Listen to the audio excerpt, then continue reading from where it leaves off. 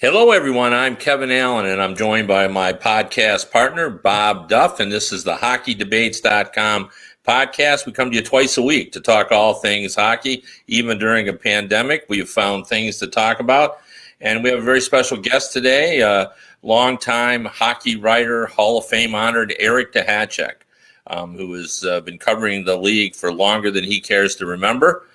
He is stationed out in the West. And that's one of the reasons I wanted him out here, because I want to talk about the Edmonton Oilers and the Calgary Flames, Eric. And, I had Kevin Dupont on here last week, and he brought up kind of an interesting thought. And it's a theory that I've heard mentioned by his general managers as well, is that maybe in this situation, which we haven't seen before, maybe experience will be a little overrated because, nobody has seen this before. And maybe it'll be about energy. And who can just put their foot on the gas and go. Maybe the Rabbit's going to win is how Kevin phrased it. And if the Rabbit's going to win, there's no better Rabbit than Connor McDavid and having Leon Draisaitl. Is it possible for the Edmonton Oilers to make a run in this environment? I do believe it is. I think there's a lot of factors there, including the fact that they have the de facto home ice advantage. And you might say to yourself, well, there's no fans in the building. But I think there is going to be a value in playing in your home arena, even though you're staying in the hotel. There will be a familiarity there that the other teams won't have. And so, if they can get it going, and I think a lot of it hinges on their goaltending, because I like their position players a lot. I think that Darnell Nurse has really improved. If you saw Ethan Bear this year, you saw a very good young defenseman on the rise. Oscar Klefbom has had some injury histories the last couple of years, but he is a bona fide power play quarterback. When he's healthy, running that power play, it is extremely effective. So I don't mind their back end. It was an issue for a couple of years, but it's gotten a lot better. Up front, the gap between the high end and the low end is probably wider than you want it to be. But the one thing that Dave Tippett has brought to the mix there that I think is going to be a factor in the playoffs is that he always got a lot out of the role players, the Josh Archibalds, the Riley Shahans, when he was in Phoenix with teams that were essentially understaffed. And I think that they have greatly upgraded the quality of those players because of their hockey sense and because they will do what Dave Tippett says. So then that leaves you with what you were talking about, having the Rabbit and Connor McDavid and probably the future MVP of the league in Leon Draisaitl. And I think they can be an absolute factor. I mean, the fact that this team has had so many struggles since McDavid has arrived at that one great playoff run. Draisaitl was fantastic. McDavid was very good too. They are hungry for success. And I think motivation is going to be a factor too. Maybe some veteran teams that have been there aren't going to put the pedal to the metal the way you need to win essentially a 5-round playoff. So I think a lot of things are lining up for Edmonton if they get the goaltending. But you talk about the Rabbit in the room. One of the Rabbits with the Oilers who they got close to the halting of the season was Andreas Athanasiou. Now, we saw him a lot in Detroit where playing on a team that really had no playoff hopes, he would kind of freelance and sometimes do his own thing and dangle and look for, those breakaway opportunities, the home run pass kind of thing behind the defense. But you haven't seen a lot of him, but how is he going to fit into this scheme? And can you kind of corral a free spiriter like that, or do you want to corral him? Yeah. So far, it hasn't been a very successful experiment, and I do think that the way he plays, as you outlined, Bob, and the way Dave Tippett coaches have really been at odds. And I'm not sure that he's going to have a significant role in the beginning when they get underway. Partly that's because Kyler Yamamoto has former first-round pick has stepped in and been real good. I think that at different times, like early, James Neal was an effective player for them and really fell off after the new year and then had some injury issues.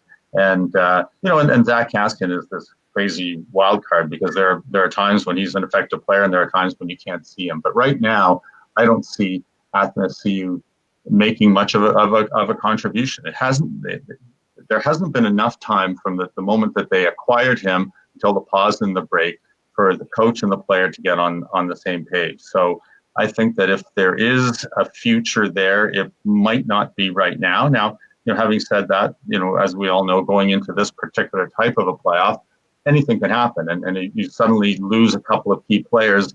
And if you have someone in reserve ready to step in, you may have no choice but to put him in. And sometimes, once a player has an opportunity, they make the most of it. But I have to tell you, I would say as of right now, I don't see him being a major factor.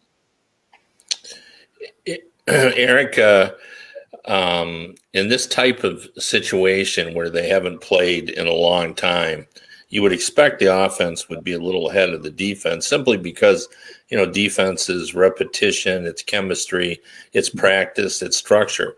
But the another layer to that is, does that make coaches even more important than they have been in previous playoffs? Because they're the ones usually who bring the defense together.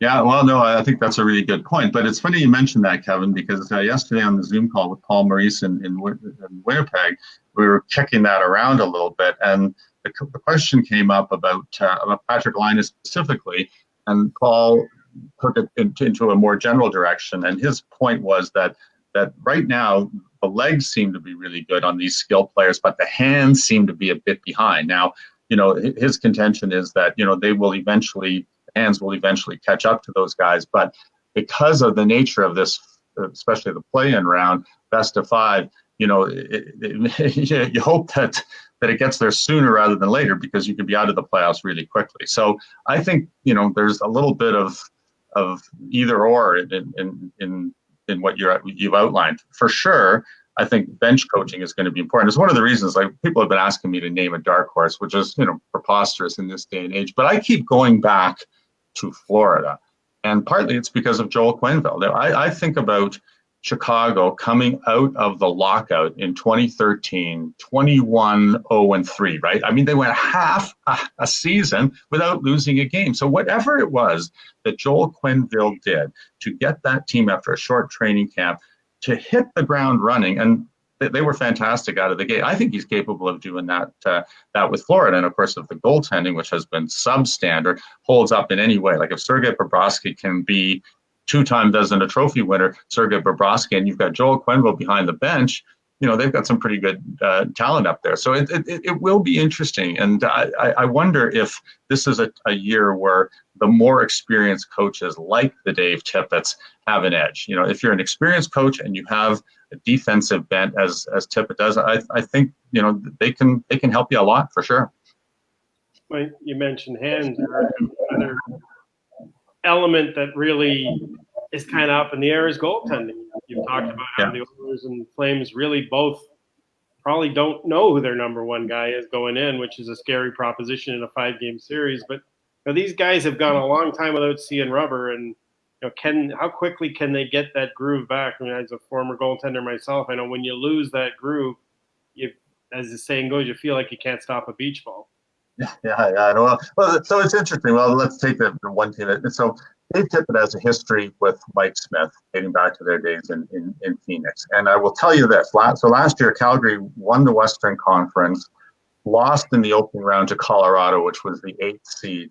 And their best player for most of that playoff series was Mike Smith, who had an up-and-down season, regular season in goal for them, but was really, really good in the playoffs. And part of it has to do with his overall competitiveness. And I think that that's going to be really critical in this particular series. Because again, I think, everyone is always going to say you want it, the chance to win the Stanley Cup, but it oozes out of the pores of some players. And in Mike Smith's case, that competitiveness oozes out of his pores. And I think, he could will the team to win. And his personality is just different than Koskinen. So, while I would say that Koskinen is technically the better goaltender right now, and I think he will be a guy that gets better and better as he becomes more accustomed to the NHL, I think that they would love to ride Mike Smith because of his puck handling and just because of his demeanor. But you're right, Bob, he has to stop the puck. Now, in Calgary, it's a little bit different, right? So they end up with Cam Talbot, who was in Edmonton for all those years and had one exceptional year for them. And he was the better of the 2 goalies in Calgary in the last 2 months of the season. Now, David Riddick is the goalie that I think they imagine is their number one, a little up and down in training camp. And so I I think they're going to start with him and see where it goes. But I think that in Calgary's case, they feel very confident that if they have to make a change after one game, they can do that. And the one thing that Cam Talbot has demonstrated, going back to his days with the Rangers when he was backing up Henrik Lundqvist, is he's very good at coming in on a moment's notice and playing at a fairly high level. So I think that if they have to switch to him, I think they would be confident that he would respond. Eric, what do you make of this Calgary team?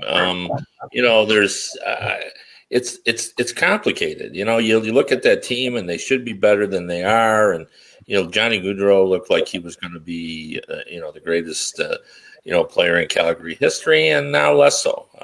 What do we make of Calgary?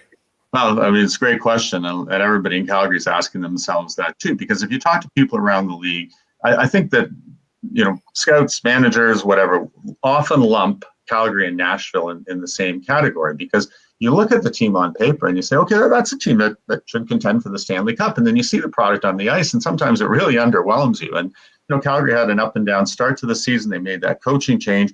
There was one period there right after the coaching change when Duff came in. I think they won 7 in a row, and they really looked like world beaters. They looked like the team that last year, as I said, won the Western Conference, tied with Boston for the second most points in the league. And then it was a bit of a stutter step, couple of months after that. So I think on paper, they've got some elite level talent. As you say, Gaudreau is good. Monahan is an excellent center. Elias Lindholm, to me, one of the best two-way players in the league. Eventually going to be in the Selke Trophy conversation because, he can play at both ends of the ice. Matthew Tkachuk, he's the energy guy, skilled, just makes things happen with his will. And if you look at Michael Backlund's stats from about, the final 5 or 6 weeks of the season, he was a top 10 NHL scorer. He was just excellent after they moved him back to center. So they've got good pieces up front and good support pieces.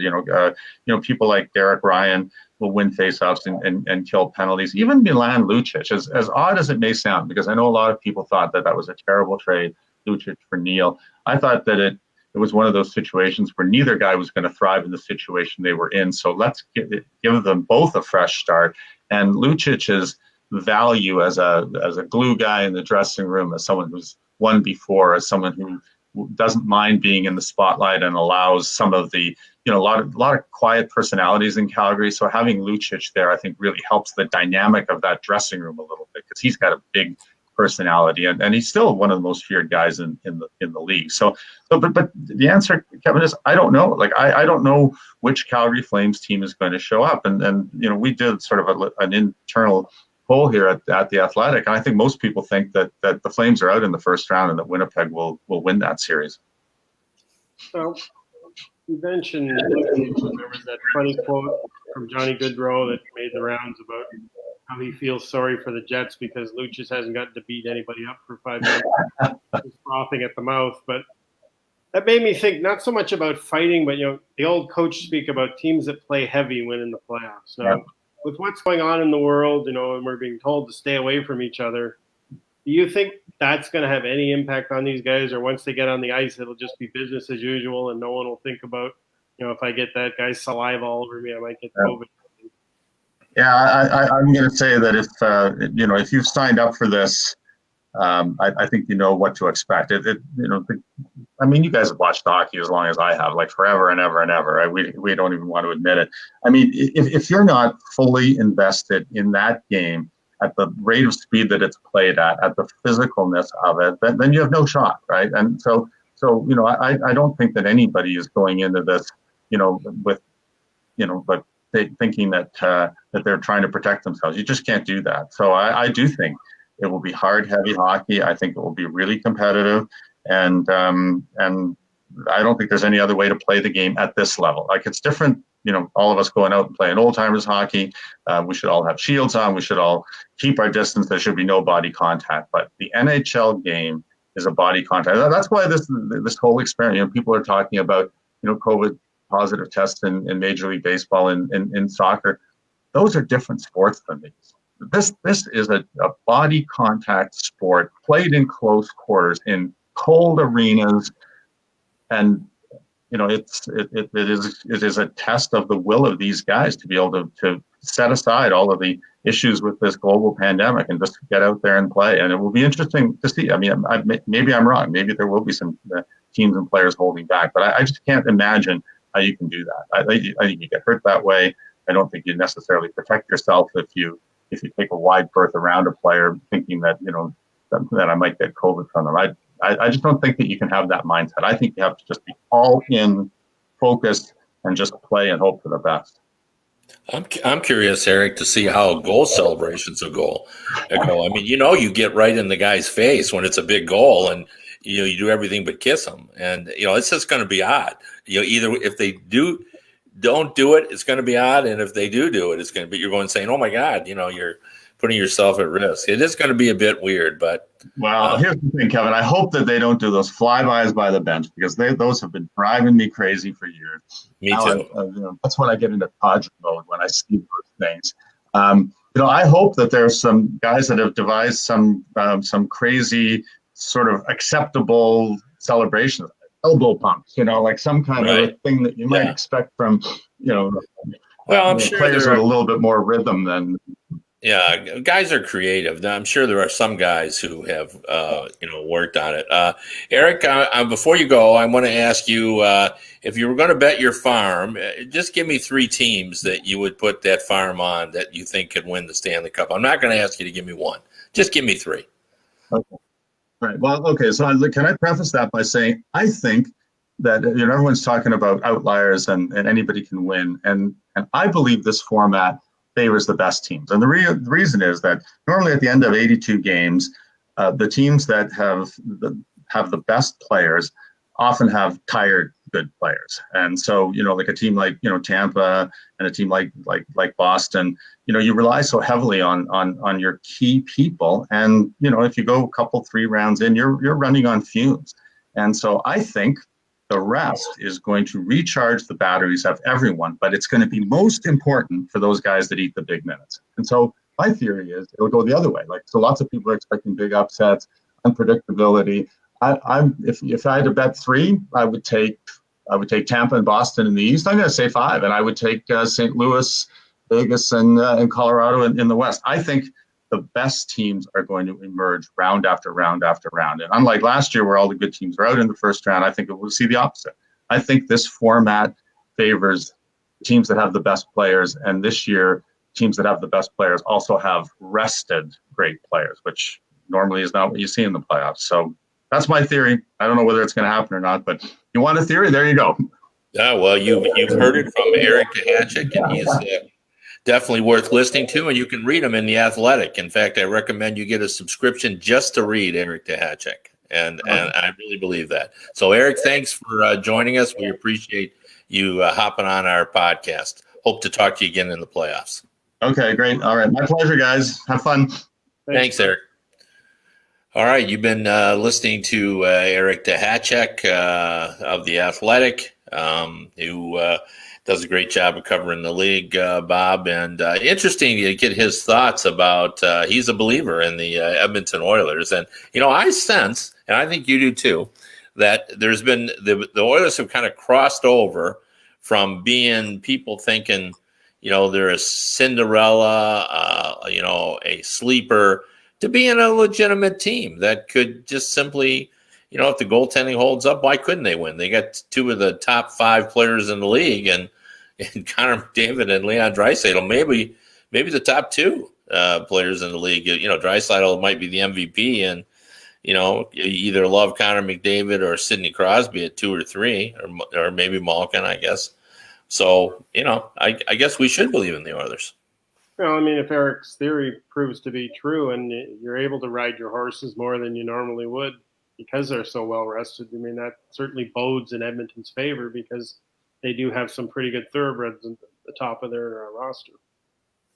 Yeah, it's interesting. I don't have a lot of confidence in the Calgary Flames right now. I almost feel that they're a team that it'll be next season or next off season we'll be talking about who a new coach can come in there and get them define the way they need to play, much like Everson did in Minnesota. Like coaching changes, we know historically always have some short-term, I shouldn't say always, but most of the time have short-term impact. Usually you get the team turned around a little bit because you instill a defensive mandate, and it's all about playing time.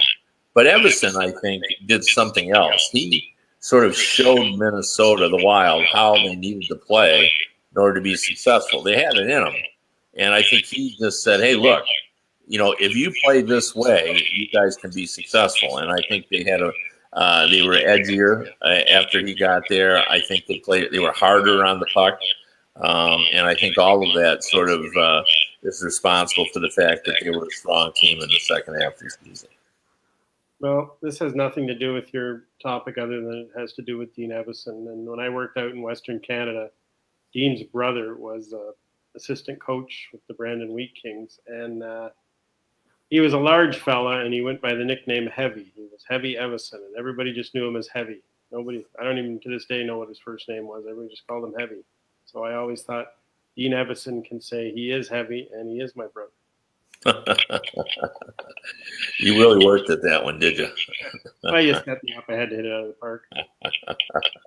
Yeah, for sure. Speaking of coaching, though, I mean, again, on the theory that Eric posted about, experienced guys, does this give the Blue Jackets a massive edge against the Maple Leafs when you got a guy who's won a Stanley Cup in Tortorella against a guy who's going into his first Stanley Cup series in Sheldon Keefe? And on top of that, Tortorella's known he's going to be playing the Maple Leafs for what, 8 weeks? Yeah. So he's got a little bit of time to prepare. Yeah, but there's a big talent disparity between the forwards on Toronto and the forwards on Columbus. Like, those guys that Eric was talking about who are very well rested and feeling really good. They feel healthy. They don't have any aches and pains. That's Matthews and Marner and Tavares and Nylander and Kapanen. It goes on and on. And, we don't have those same guys on Columbus. Now, they do have a Seth Jones, and they've got, a lot of depth of hard-working players, and they're hard to play against. So, this will really be sort of a classic defense versus offense, series. But I'd say the most talented players are with the Maple Leafs in this one. I think what could decide that, I mean, matchups are always vital in playoffs, but you'd have to think that Columbus is going to try to get Werenski and Jones up against Matthews. So that puts John Tavares in a position where, all that money Toronto gave him to win him a Stanley Cup. Well, here's a series where he could really earn it. Yeah, well, those boys know each other. Yeah, because come China in 2022, those are the three guys that are going to be leading the American team. Mm-hmm. There's already a lot of excitement among the American players about what that next Olympic U.S. team's going to look like. Because all of a sudden they went. At one point the best center on the American team was Joe Pavelski, who didn't play center, in the NHL. And now all of a sudden, they got Matthews, they got Eichel, they got Larkin. There's just a whole lot of quality centers, and they got some pretty big name scorers. And Patrick Kane is far from being over the hill as well. So, and the defense, looks like we're gonna have a changing of the guard a little bit. I think Seth Jones and Werenski will lead the parade on the defense. And, don't you think there's going to be room for Quinn Hughes on that defense? You would think. You don't think Chris Chelios will make a comeback? No, I don't think he is. He could be on the coaching staff. That's impossible. He could bring him in as the inspirational team leader because he's always well liked. I wanted to bring up too. Eric talked about the New York Islanders, Florida Panthers. I'm getting that feedback again. Can you hear it? No, it's gone. It was there for a second. It's all right. Oh, okay. He brought up that he thought that Quenneville gave Florida a chance, and what's funny about that is now Eric and I both have covered the league for a long time, Now, how did I see that series? This is what I love about sports.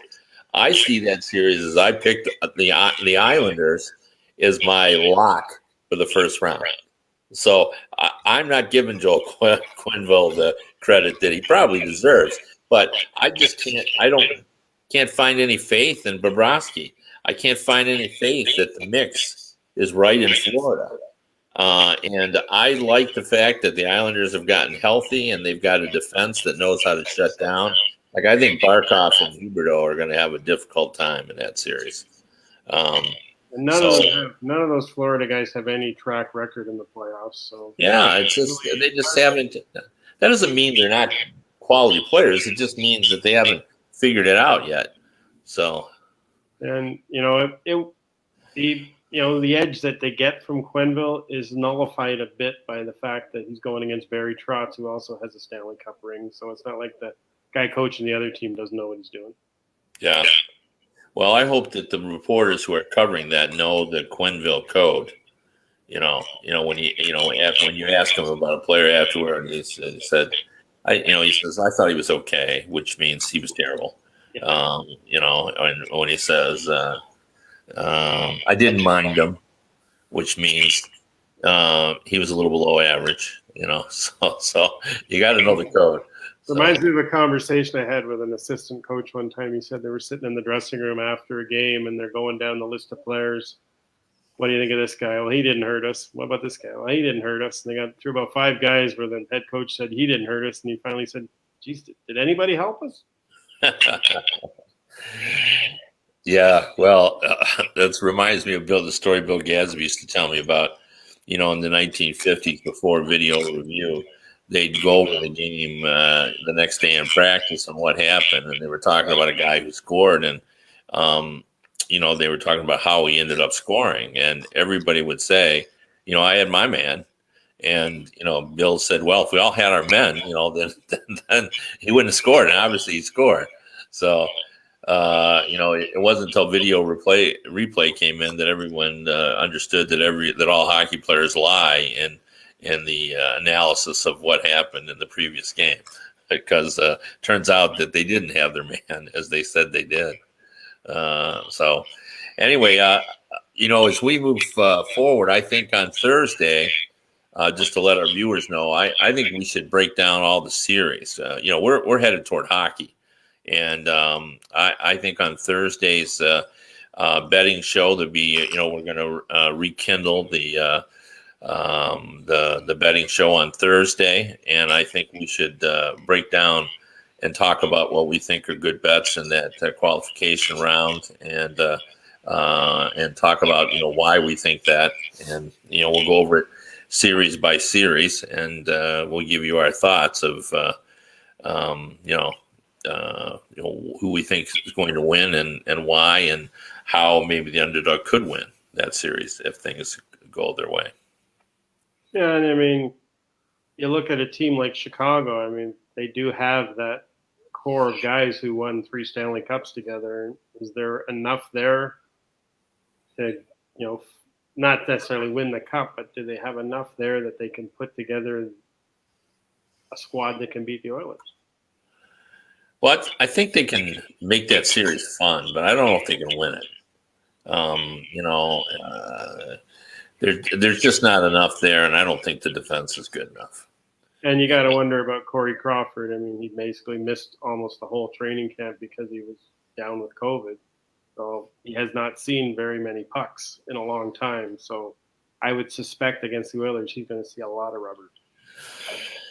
Yeah, I think when NBC and the Canadian rights holders, when they come on with the qualifying round, they'll say, and this is brought to you by COVID-19, because that's who's the sponsor of what we're seeing. Ultimately, that's who's in charge of whether we're going to have a Stanley Cup champion or not. Yeah, that's exactly right. And they're not paying anything COVID-19 for the rights. And boy, they are a rights holder. That's for sure. Hey, speaking of that, before we go, I think we ought to, praise NHL players, especially given what we see. Now, the circumstances are different, but, baseball players have had trouble staying true to the exercise of staying safe. And now we've had, today the MLB has canceled all the Marlins games this week, if I understand correctly. And meanwhile, NHL players have entered their bubble with a clean sheet. No positive results on the last 4,000 plus COVID tests. I mean, that's pretty impressive. And we haven't had any escapes yet, so to speak. Like the NBA's already had, a player who claimed he went out to get fast food, and another one who was photographed at a strip club in Orlando. So they've had a few guys go over the wall, and so far, we're only a few days in with the NHL, but nobody's made a run for it yet. Or nobody's got caught. Yeah. So, I think everybody gets caught today with cell phones and cameras and everything. I think it's pretty hard to travel incognito anymore.